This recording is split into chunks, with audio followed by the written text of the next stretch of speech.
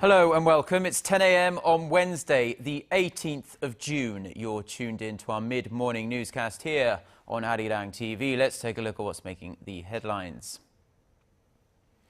Korea draw 1-1 against Russia in their opening game of the 2014 World Cup. Korea will face Algeria next in the early hours of Monday morning, Korea time. President Park Geun-hye and her Uzbek counterpart have agreed to expand their political and economic cooperation and work closely for new joint ventures on energy development. Plus, the suspected ringleader in the 2012 raid on a diplomatic post in the Libyan city of Benghazi that left 4 Americans dead has been captured by U.S. forces. I said at the time. But let's jump straight into the details of Korea's 1-1 draw against Russia. We have our sportscaster S.J. Lee standing by to tell us about the match. So S.J., the game picked up a lot in the second half, but it will probably be remembered for an absolute howler from the Russian goalkeeper. That's right, Mark. Now, it shocked actually a lot of fans that actually went in. But either way, manager Hong Myung-bo stated that he won't lose, and he was sort of right. Although Korea looked sloppy in the beginning of the match, they kicked it up a notch in the latter half of the first half as they played very aggressive in the rest of the first half. Now still tied 0-0. The first goal came from Lee Keun-ho, who subbed in for Park Chu-young in the second half as Korea took the lead 1-0 in the 68th minute. But despite the lead, Korea's defense collapses in the 74th minute as Aleksandr Kerzhakov levels the match, giving both nations 1 point each in the 1-1 draw. Okay, thank you, S.J. We'll be coming back to you shortly. Now, thousands of fans lined the streets of Seoul and several other Korean cities to watch Korea's game with Russia, despite the early kickoff time. Kwon So-ah was at a cheering location in southern Seoul with a massive red shirt. So, the game itself was pretty close and tense, but how was the atmosphere down there?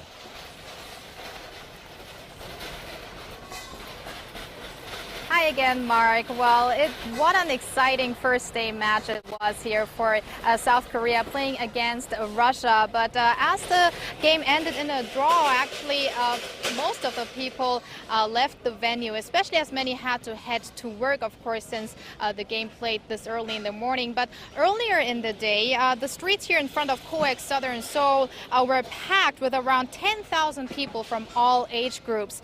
Now, I've been here since past 4 a.m. in the morning, and already people had filled the front rows in front of a stage here. Now, that stage was also where Korea's singing sensation Psy performed his hit songs, including Gangnam Style, Gentleman, and Champion. And it's not an exaggeration to say it was the venue's main event. Numerous other famous singers also heated up the atmosphere as we counted down the minutes to the game.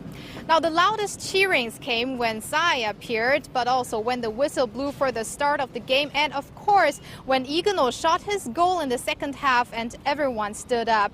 However, sounds of disappointment filled the place when Russia scored their draw goal.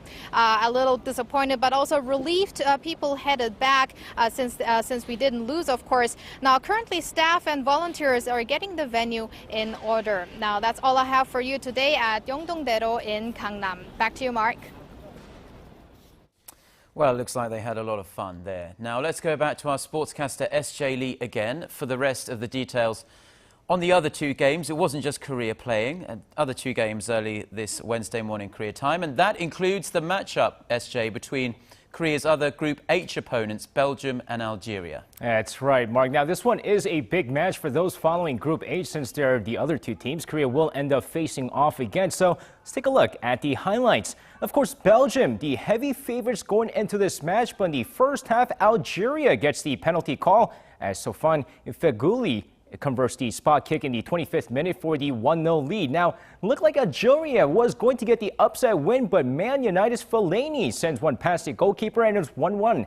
Now, a draw's not bad, right? Well, not so fast, says Dries Mertens, as he gives Belgium the 2-1 lead in the 80th minute and the win 2-1. Meanwhile, Brazil and Mexico facing off in their second match in Group A. Mexican goalkeeper Guillermo Ochoa with several key saves in the match as both nations surprised everyone with a 0-0 draw. And that's going to wrap it up for me. This has been SJ. Have a great rest of the day and see you guys again for your sports needs.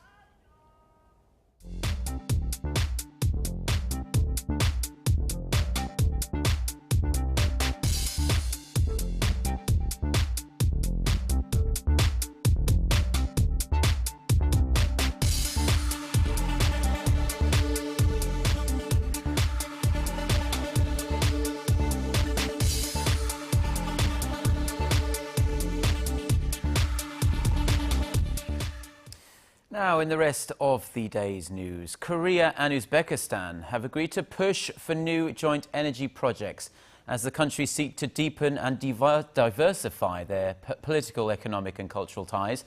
The deals were inked during a meeting on Tuesday between Korean President Park Geun-hye and her Uzbek counterpart in Tashkent. Our Choi-san, who's travelling with the president, filed this report. President Park and her Uzbek counterpart Islam Karimov agreed to continue cooperation in joint projects worth more than $8 billion, such as Uzbek's gas field development and chemical complex construction. They also sought ways to expand their economic cooperation in the areas of energy, textiles, and transportation. Seoul asked for Tashkent's support in helping Korean businesses take part in a $4 billion Uzbek gas and processing plant development and in the construction of a $300 million solar plant in Samarkand. 한국 기업들은 우즈베키스탄 경제의 성장 잠재력에 주목하고 대규모 자원 개발 및 건설 인프라 투자 등 다양한 분야의 참여를 희망하고 있습니다. Korea helping to develop an Uzbek electronic government administrative system and Korean firms participating in an Uzbek highway construction were also discussed. Korea is a strategic partner that has built an immense economy and knowledge in science and technology. Seoul signed a deal to build a textile complex in Uzbekistan, which is the world's #6 cotton producer. The Uzbek leader also endorsed President Park's trust-building process with North Korea, as well as a Eurasia initiative reconnecting energy and logistics infrastructure from the Far East to Europe to lay the groundwork for regional peace and to change the global economic system. The next stop on President Park's Eurasia Initiative campaign tour is Samarkand, a city that was at the heart of the Silk Road. She'll then travel to Kazakhstan Wednesday for a 3-day state visit. Choi Yu-sun, ARIRANG News, Tashkent. Now, President Park may be in Central Asia at the moment, but back here at home, the political firestorm surrounding her pick for Prime Minister is continuing. He made controversial remarks over the years, and the presidential office has postponed, in fact, submitting his confirmation motion. And as our Ji Myung-gil reports, lawmakers are likely to make the process extremely unpleasant and uncomfortable for the Prime Minister-designate. Prime Minister nominee Moon Chang-geuk's apology for controversial remarks he made years back about Japan's colonization of the Korean peninsula doesn't go far enough for the main opposition New Politics Alliance for Democracy, or NPAD. Japan's colonization remains the biggest scar for the Korean people. We cannot nominate a prime minister who has a distorted view of history. If the government proceeds with the confirmation hearings, it will be criticized for lacking common sense. Should the presidential office push ahead with Moon's nomination, some NPAD lawmakers say they would consider boycotting the confirmation hearing in protest. And the negative views of the prime minister nominee aren't reserved for the opposition party. 6 first-term lawmakers of the ruling Saenuri Party have issued statements calling for Moon to withdraw his nomination, while a number of more experienced lawmakers have openly criticized him. But the ruling party's floor leader, Lee Won-gu, plans to go ahead with the confirmation process.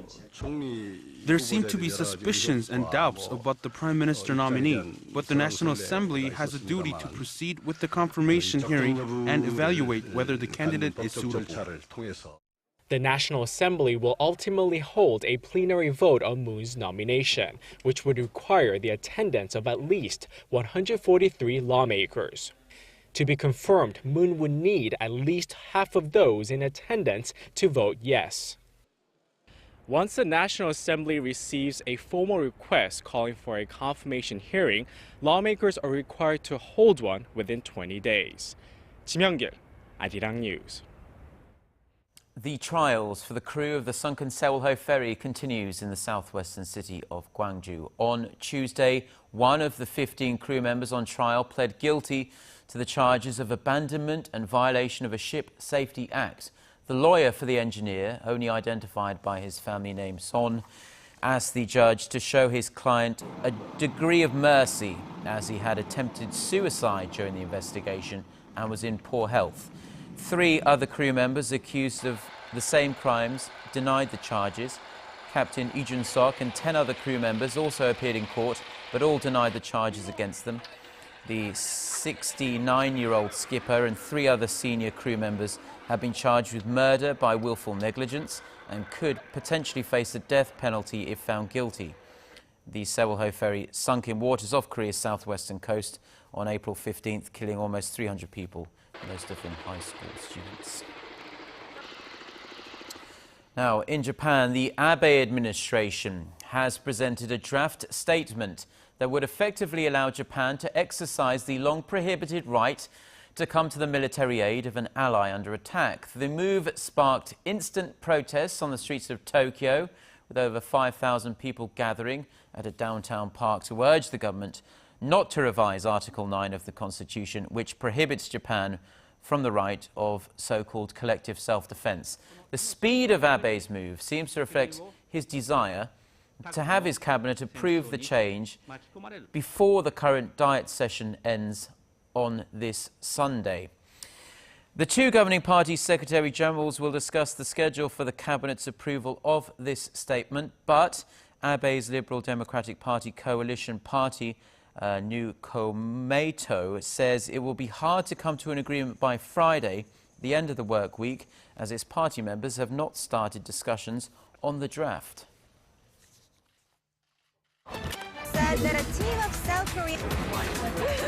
Get connected to Korea and the world. Join us every weekday for the latest developments out of Korea, Asia, and beyond. On air, on your mobile, and online, we lead the way every day. ARIRANG News. To try and resolve the crisis in Ukraine, the European Union also offers $15 billion. Now, the OECD is advising Korea to carefully consider the costs and benefits of accumulating even more foreign currency reserves. They say that collecting record stockpiles of cash, like the country is doing for a rainy day, is a very expensive form of insurance. Our Hwang Jie reports. The OECD has told Korea to take a careful approach to more foreign reserves. In its latest report on the Korean economy released Tuesday, the Organization for Economic Cooperation and Development said that foreign exchange reserves are a costly way to fight against foreign exchange volatility. It said that's because foreign reserves are typically invested in safe assets with low returns. Instead, the international organization recommended swap agreements that allow related parties to exchange cash flows for a set period of time. Korea's central bank said earlier this month that the nation's foreign reserves reached an all-time high of over $360 billion as of the end of last month, marking the 7th largest foreign reserves in the world, following China, Japan, and Switzerland. The OECD report went on to say that the Korean economy is on an upturn trend after a period of subdued output growth in 2011 and 2012, but added that easing monetary policies and short-term extra budget could take place. This when threats to the domestic economy like the nation's household debt problem and instability in emerging markets continue to weigh on Korea. The OECD expects the Korean economy to grow 4% this year and 4.2% next year, and added a strong Korean won trend could benefit local consumers by reducing prices of imported goods and rebalancing toward domestic demand, one of the main economic agendas of the current administration. Hwang Ji, ARIRANG News. The value of Korea's stock market has fallen one notch compared to last year to settle as the world's 12th largest market now. Some are attributing this turn to the comparative rise of the Indian market and the so-called Modi-nomics. Na Hyung-young tells us more. The combined market capitalization of Korea's publicly listed companies crossed $1.2 trillion as of the end of last week. Citing Bloomberg data, Yonhap News reports that Korea took one step back from last year when its market was the 11th biggest in the world. Analysts say capital is flowing to other emerging economies in Asia, especially to India, where new Prime Minister Narendra Modi is pledging sweeping economic reforms. Thanks to his so-called Modi-nomics, India's benchmark Sensex has jumped 19% so far this year, with the total market value surging nearly 30%. Korea's main index, the Kospi, edged down 1% this year, and although total market capitalization went up by 4%, the actual increase will be lower because of the strengthening won. The Korean market currently makes up 1.9% of the global market. That's down 0.1 percentage points from last month and down 0.4 percentage points from August 2011, when it was at its highest. Experts say foreign buyers are moving their money away from Korea because they feel that Samsung Electronics, the major player on the Kospi, is not pushing for growth as strongly as they could.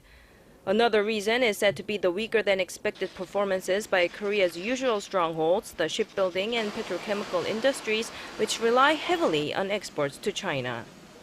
나현경, 아리랑 News. Now, it wasn't all that long ago that we were talking about the booming Korean film industry, but it looks like after a record-breaking 2013, Korean movies have lost a little bit of their luster. Shin Se-min reports. Korean movies have been less popular than Hollywood movies in the domestic market so far this year, turning over a trend that's developed in recent years. No Tears for the Dead and Man on High Heels are Korean movies that were released earlier this month and star well-established actors like Chang Dong-gun and Cha Sung-won. Despite being produced by entertainment giants CJ Entertainment and Lotte Entertainment, they have failed to receive much attention. According to the Korean Film Council on Tuesday, No Tears for the Dead and Man on High Heels have so far attracted 570,000 and 310,000 viewers respectively, which pales in comparison to the Hollywood action movie Edge of Tomorrow, which has drawn 3 million. In 2012, ticket sales for domestic movies surpassed the 100 million mark for the first time, and for 2 consecutive years, Korean films were more popular than those from Hollywood. In the first half of 2014, Hollywood movies got the better of Korean films by 5.6 percentage points. Experts say Korean movies are suffering from the lack of a major hit. Miss Granny, released in January, is the only one that qualifies so far after drawing more than 4 million viewers. There were 4 of these super hits all of last year. Film critic Chung Ji-wook thinks the reason may be a lack of creativity. Whereas films last year tapped into creative concepts, he says domestic films so far this year have depended more on their star power. With the year nearly half over, there are concerns that the domestic film market may not surpass the 100 million mark. Shin Se-min, ARIRANG News.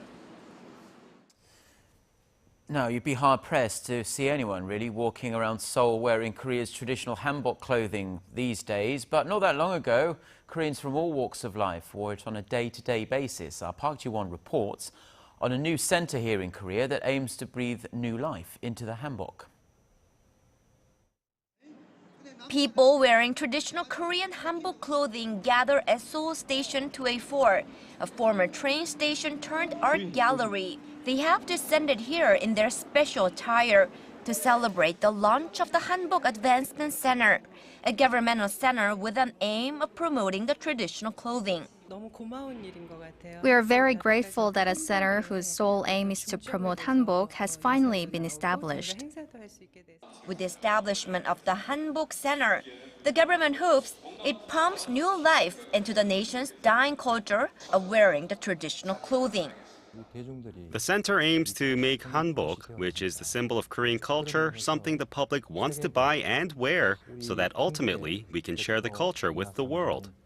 The center will launch diverse projects to promote hanbok, including hosting educational classes on the traditional attire and holding designer contests that discover new takes on hanbok. Park Ji-won, ARIRANG News.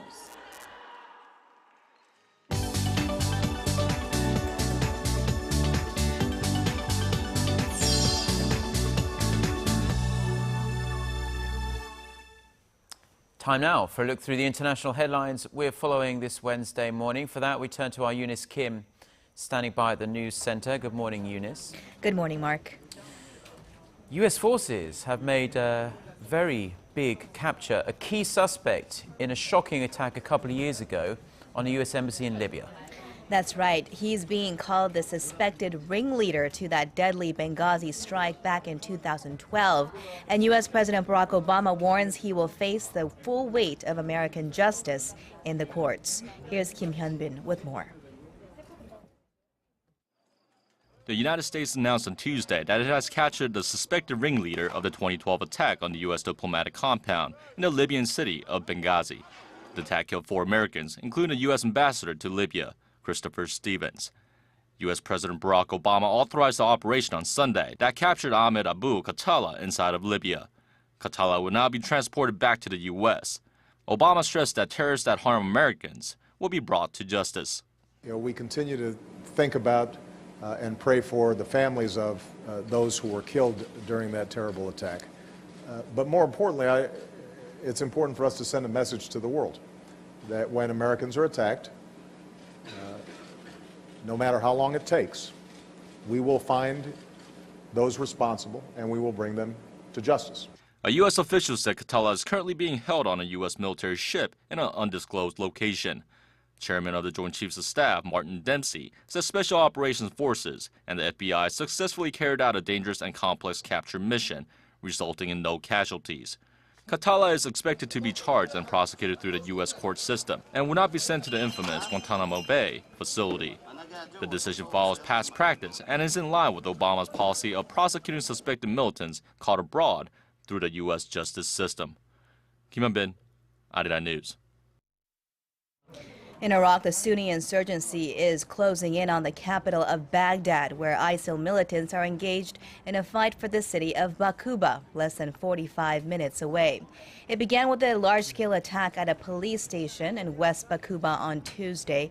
Police and local officials say the militants have made great advances, but the city has not yet fallen. Extra troops were also dispatched to protect oil refineries. The Baiji refinery north of Baghdad was shut down, with foreign workers being evacuated by helicopter. This as the Nouri al-Maliki government is pointing to major Sunni power Saudi Arabia for supporting ISIL financially and morally, a charge Saudi Arabia has rejected. 15 people are dead and 12 women abducted following a raid on 2 coastal villages in Kenya. The attack comes just days after a strike on hotels and a police station at nearby Mpakatoni that left some 50 people killed. Kenyan President Uhuru Kenyatta is blaming local political networks for the fresh deadly attacks, though Somalia's al-Shabaab group had earlier said it was responsible. China and the UK are set to boost business ties to the tune of $30 billion. China's Premier Lee Keun-ho is in London today, where he is expected to announce the set of 40 separate agreements. Included in the deals could be investments in major infrastructure in the UK and also span the energy, education and finance sectors. More than 200 business leaders are joining the premier on his 3-day trip.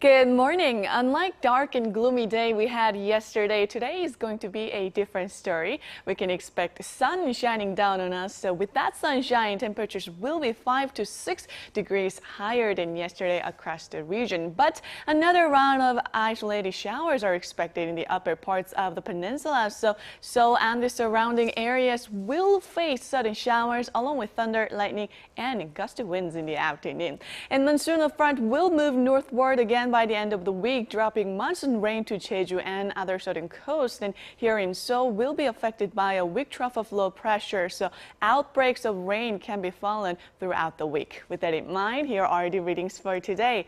The high in Seoul will rise to 28, while Daegu tops out at 30, and Busan should climb to 27 later on. And for other regions, down on Jeju should see a high of 24, while Mount Keungang tops out at 16. Well, that's all for now, and back to you, Mark. Yes, that really is all for now. We'll be back for another newscast at noon Korea time. Until then, goodbye.